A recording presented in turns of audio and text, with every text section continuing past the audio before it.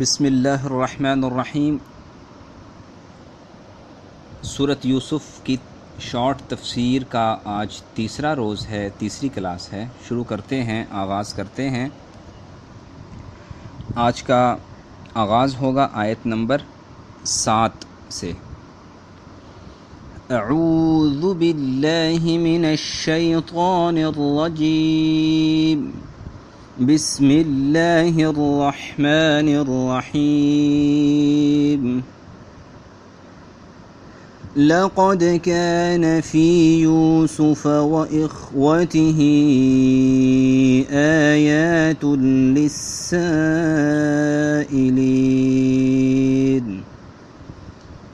إذ قالوا ليوسف وأخوه أحب إلى أبينا منا ونحن عصبة إن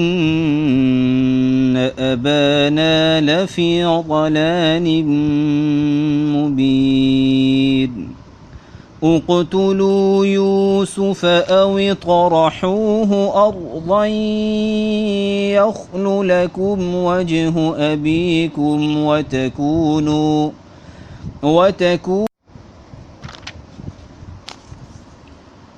آیت کو ریپیٹ کریں گے۔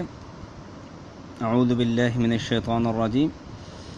اقتلوا يوسف أو اطرحوه أرضا يخل لكم وجه أبيكم وتكونوا من بعده قوما صالحين، قال قائل منهم لا تقتلوا يوسف وألقوه في غيابة الجب يلتقطه بعض السيارة إن كنتم فاعلين،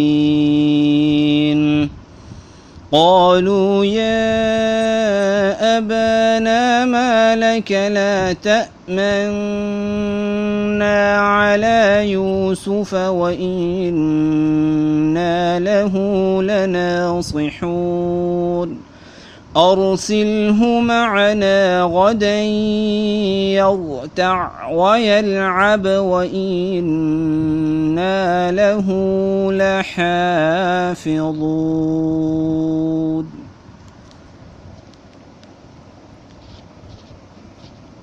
صدق اللہ العظیم۔ آپ سورۃ یوسف کی آیت 7 سے 12 تک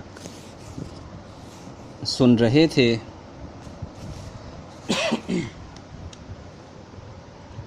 ان آیات کا ترجمہ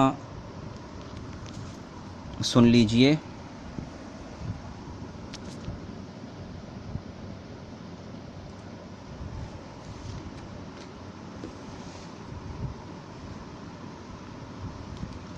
لقد كان في يوسف وإخوته آيات للسائلين۔ حقیقت تو یہ ہے کہ جو لوگ آپ سے پوچھ رہے ہیں یوسف علیہ السلام کے واقعہ میں، ان کے لیے یوسف اور ان کے بھائیوں کے حالات میں آیات، بڑی نشانیاں ہیں۔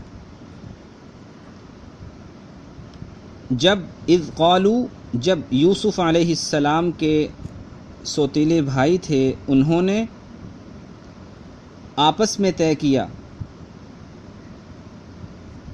کہ یوسف اور ان کے چھوٹے بھائی، یہ ایک والدہ سے تھے، ہمارے ابا جان کو بہت محبوب ہیں اور ہم سے بھی زیادہ ہیں، حالانکہ ہم ایک مضبوط جماعت، جتھا، گروہ ہیں، بے شک ہمارے والد صاحب کو بہت بڑی غلط فہمی ہے، وہ بہت بڑی غلط فہمی میں مبتلا ہیں۔ اب اس کا حل یہ ہے کہ اقتلوا یوسف، کہ یا تو یوسف کو قتل کر دو، او اطرحوہ ارضا یخل لکم، یا اسے کسی اور سرزمین پہ پھینک آتے ہیں، پھینک آؤ، تاکہ تمہارے والد کی توجہ ساری تمہاری طرف ہو جائے، وَتَكُونُوا مِن بَعْدِهِ قَوْمًا صَالِحِينَ، یہ سب کرنے کے بعد توبہ کریں گے، پھر نیک بن کے زندگی گزاریں گے۔ قَالَ قَائِلٌ مِّنْهُمْ، ان میں سے ایک کہنے لگا بھئی اگر تمہیں کچھ کرنا ہی ہے تو لا تقتلوا یوسف، تو یوسف کو قتل تو نہ کرو، وَأَلْقُوهُ فِي غَيَابَةِ الْجُبِّ، ان کو کسی گمنام اندھے کنویں میں ڈال دو، کوئی قافلہ آئے گا اٹھا کے لے جائے گا۔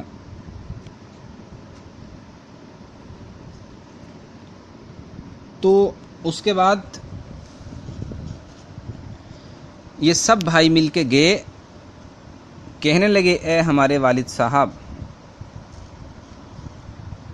آپ کو کیا بات ہے، آپ ہم پہ کیوں بھروسہ نہیں کرتے یوسف کے معاملے میں، حالانکہ ہم تو اسے نصیحت کرنے والے ہیں، آپ اسے ہمارے ساتھ بھیج دیں، کل کھیلے کودے عیش کرے، ہم تو اس کو نصیحت ہی کرنے والے ہیں، وَإِنَّا لَهُ لَنَاصِحُونَ۔ یہ آپ 7 سے 12 آیات تک کا ترجمہ سن رہے تھے۔ اب ہم اس کی تشریح کی طرف چلتے ہیں۔ آیات للسائلین، پوچھنے والوں کے لیے نشانیاں ہیں، چونکہ یہ سوال یہودیوں نے پوچھا تھا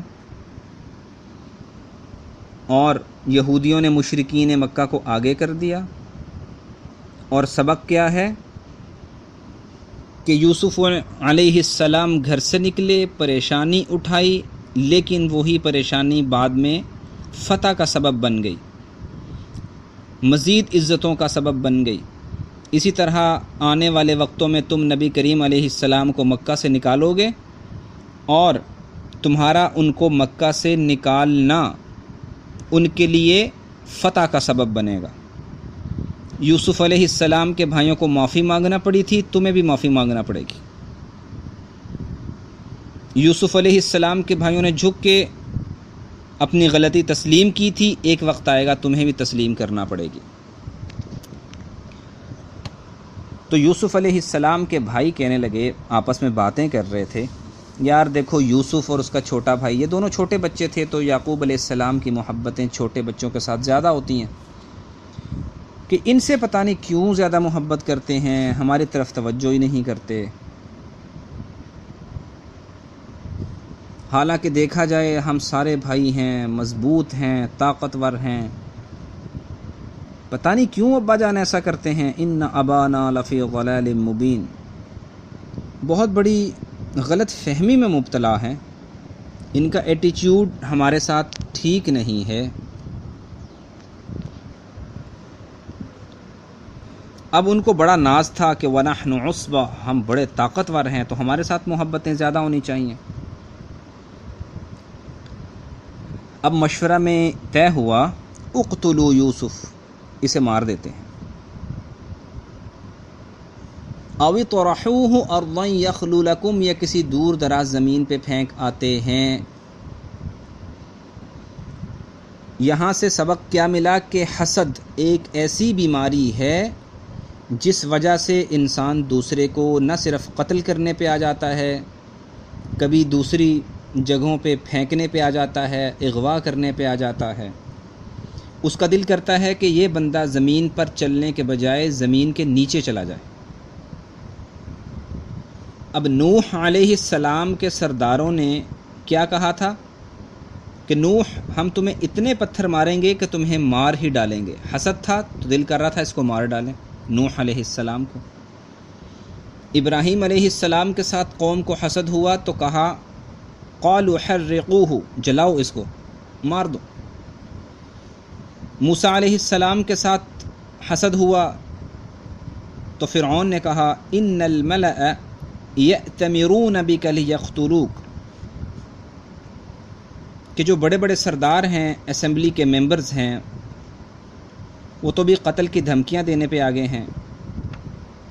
اسی طرح حضرت عیسیٰ علیہ السلام کے ساتھیوں نے کوشش کی کہ ان کو مار دیا جائے، لیکن وما قتلوه وما صلبوه ولكن شبه لهم، نہ قتل کر سکے نہ سولی پہ چڑھا سکے، دھوکہ ہو گیا، ان کو دھوکہ لگ گیا۔ تو حضرت عیسیٰ علیہ السلام زندہ ہیں۔ اللہ پاک مجھے آپ سب کو بار بار روضہ رسول کی زیارت نصیب فرمائیں۔ روضہ رسول میں وہاں 4 قبریں ہیں۔ سب سے پہلے نبی کریم صلی اللہ علیہ وسلم کی قبر مبارک ہے جس میں آرام فرما رہے۔ آگے قدموں کی طرف حضرت ابو بکر صدیق رضی اللہ عنہ، آگے حضرت عمر بن خطاب رضی اللہ عنہ۔ چوتھی جگہ خالی ہے، اور حدیث پاک میں آتا ہے کہ میرے بھائی عیسیٰ آئیں گے، دنیا میں زندگی گزاریں گے، اور پھر اللہ پاک ان کو اپنے پاس بلائیں گے، یعنی وفات پا جائیں گے، پھر یہاں پہ ہمارے ساتھ اس حجرے میں دفن ہوں گے۔ چوتھی جگہ خالی ہے۔ تو حسد نے کیا کیا؟ انسان کو قتل پہ، نقصان پہنچانے پہ مجبور کرتا ہے۔ اور اللہ کے نبی صلی اللہ علیہ وسلم کے ساتھ بھی بڑا حسد ہوا، اور حسد کیا تھا؟ وَإِذْ يَمْكُرُ بِكَ الَّذِينَ كَفَرُوا، کافروں نے منصوبہ تیار کیا تھا، یا تو ان کو قید کر لیں، او یقتلوک، یا قتل کر دیں، او یخرجوک، یا ان کو دیس سے باہر نکال دیں۔ تو حاسد ہمیشہ اپنی کوششیں، اپنے مکر، اپنے فریب تیار کر رہا ہوتا ہے، دوسری طرف اللہ پاک اپنی تدبیر کر رہا ہوتا ہے۔ نوح علیہ السلام نبی، اور ابراہیم علیہ السلام نبی، خلیل اللہ، موسیٰ علیہ السلام کلیم اللہ بن گئے، اور محمد مصطفیٰ محمد رسول اللہ بن گئے۔ تو حسد کرنے والے اپنی آگ میں جلتے رہے۔ اس سے سبق ملتا ہے، اگر کوئی آپ سے حسد کرتا ہے اسے کر لینے دیجئے، اپنا معاملہ اللہ پہ چھوڑ دیں، خود سامنے مت آئیں، اللہ کو سامنے لے آئیں۔ اللہم انا نجعلک فی نحورہم ونعوذ بک من شرورہم، حدیث میں دعا بتائی گئی کہ یا اللہ اب ان کا ہم کیا مقابلہ کریں، ان سے کیسے الجھیں، ان کے مکر و فریب کو کیسے فیس کریں، ہم ان کے سامنے آپ کو کرتے ہیں، یا اللہ آپ جانیں اور وہ جانیں۔ اللہم اکفناہ بما شئت، بخاری شریف کی ایک اور دعا آ رہی ہے، یا اللہ آپ جیسے چاہیں ان کے لیے کافی ہو جائیں، ہمیں محفوظ فرمائیے۔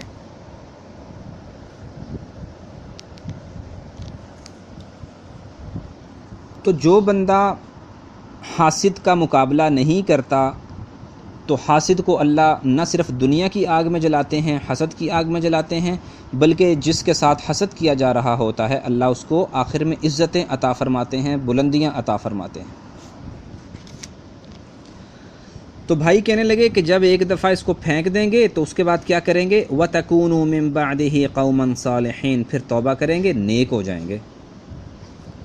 تو شیطان کا پکا حملہ کیا ہوتا ہے کہ یار ایک دفعہ کر لو بس، پھر نہیں کریں گے، آخری دفعہ آج انجوائے کر لیں پھر نہیں کریں گے۔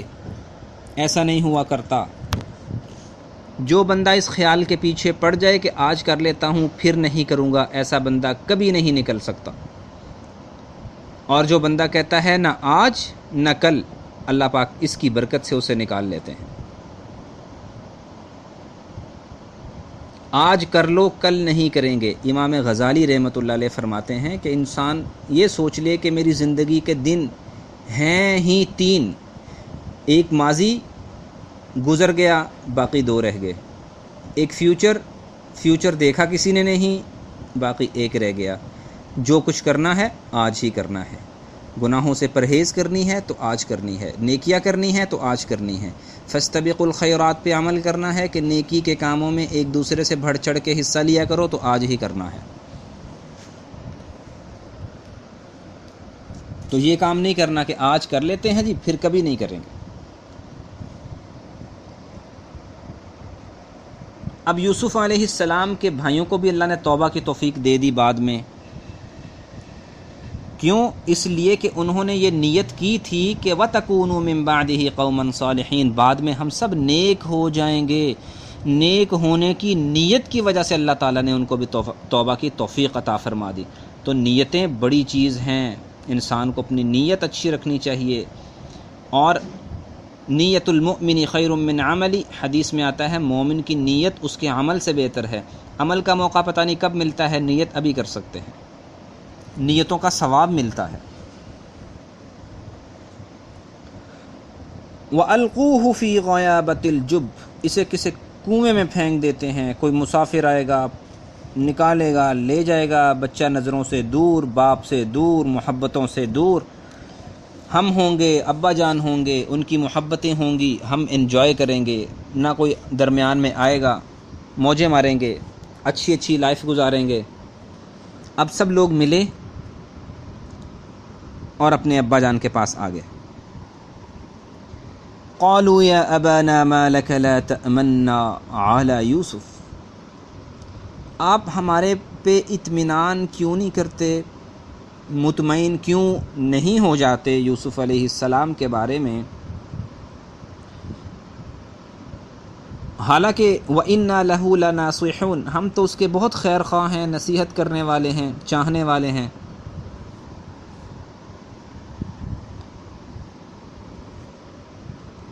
وَإِنَّا لَهُ لَنَاصِحُونَ، اس سے سبق کیا ملتا ہے کہ جو بندہ کسی کے ساتھ برائی کرنے کی نیت لے کے آتا ہے تو پہلے یقین دلاتا ہے کہ میں تو بڑا بھائی تمہارا خیر خواہ ہوں۔ حضرت اماں حوا حضرت آدم علیہ السلام کے پاس جب شیطان آیا تو کہا وقاسمہما، قسمیں اٹھانے لگا، انی لکما لمن الناصحین، بھلا مجھ سے بڑھ کے تمہارا کوئی خیر خواہ ہو سکتا ہے؟ مجھ سے بڑھ کے بھی تمہیں کوئی نصیحتیں کر سکتا ہے؟ مجھ سے اچھا بھی کوئی ہے؟ اسی طرح برے دوست بچوں کو، نوجوانوں کو برباد کرتے ہیں کہ یار دیکھ تیرے ابا جان کیا کرتے ہیں تیرے ساتھ، ہر وقت گھر میں قید، آؤ تمہیں ذرا باہر کی دنیا کی ہوا لگوائیں۔ یار ہمیں تم سے کوئی غرض تو نہیں ہے نا، تمہارے لیے ہی کر رہے ہیں، ایک ہم قربانی دیں، ایک تم آگے سے منہ بناتے ہو۔ یار بس یہیں سے بچے راہوں سے بھٹک جاتے ہیں۔ اور اسی طرح بچیوں کے، لڑکیوں کے معاملے میں بھی جو آئے گا یہی بات کرے گا، تمہارے پیرنٹس ٹھیک نہیں کر رہے ہو، ہمارے پاس بہت آپشن ہیں، کورٹ کی آپشن ہیں، چلو بس ٹھیک ہے باہر ملتے ہیں، میری جان بھی تمہارے لیے حاضر ہے، یہ کر دوں گا میں، وہ کر دوں گا۔ جو ہی وہ اعتماد کرتی ہیں راہوں سے ہٹ جاتی ہیں۔ اب جو اچھا بندہ آتا ہے وہ بھی کہتا ہے میں خیر خواہ، جو برا آتا ہے وہ بھی کہتا ہے میں خیر خواہ، تو کریں کیا؟ جائیں کہاں پہ؟ میرے اللہ پہ قربان جائیں۔ کیا ہمیں نصیحت بتائی، سبحان اللہ، کہ اچھے کی برے کی تمیز ہم تمہیں سکھا دیتے ہیں، دونوں خیر خواہ بن کے آئیں گے۔ تو جو اصل خیر خواہ بن کے آئے گا اس کے بارے میں قرآن میں آتا ہے انا لکم ناصح امین، میں تمہارا خیر خواہ بھی ہوں، امانت دار بھی ہوں، کہ تھرو پراپر چینل کام کرے گا، آؤٹ آف دا وے کام نہیں کرے گا۔ دوست والد صاحب کے پاس آئیں، جی ہم چاہتے ہیں کہ ہمارے دوست ہمارے ساتھ چلیں، پراپر چینل پہ آئیں، والد دیکھ لیں گے یہ کیسا بندہ ہے۔ اور جو بچیوں کو ورغلاتے ہیں پراپر چینل سے آئیں، دیکھیں کہ ان کے والدین کیا بات کرتے ہیں، شرافت ہماری ہوگی، عزت ہوگی اور اچھائی ہوگی تو یقیناً ان کی نظروں میں بھی ہم اچھے ثابت ہو جائیں گے، تو یہ رشتہ بھی پکا ہو جائے گا۔ لیکن چونکہ آگے جانے کی توقع ہی نہیں ہوتی، شروع سے فائدہ اٹھانا چاہتے ہیں،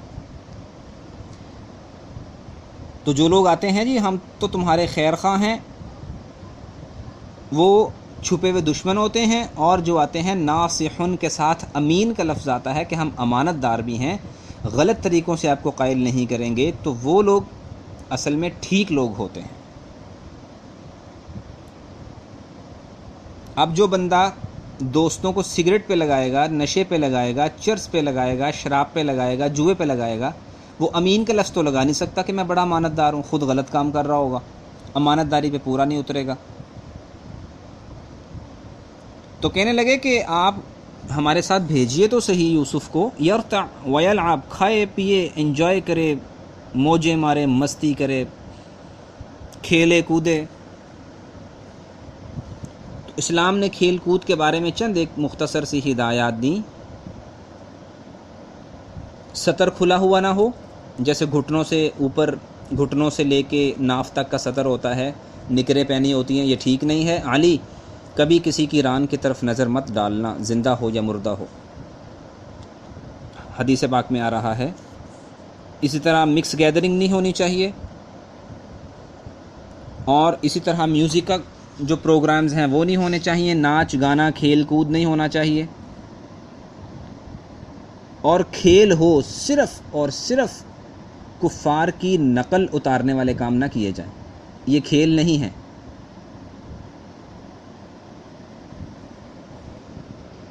یہ کھیل نہیں ہے۔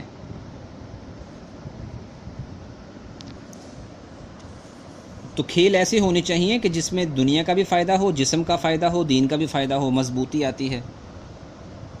ایسا نہ ہو کھیل میں مگن ہوئے اور نماز گئی، ایسا نہیں کرنا چاہیے۔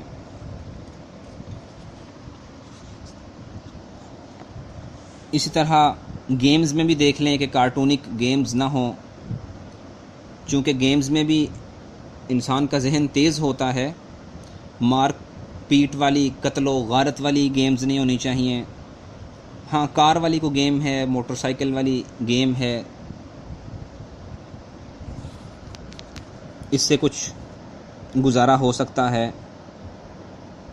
تو ہم اللہ پاک سے دعا کرتے ہیں، اللہ پاک ہمیں صحیح معنوں میں قرآن و سنت کی سمجھ نصیب فرمائے، عمل کرنے کی توفیق عطا فرمائے، آمین یا رب العالمین۔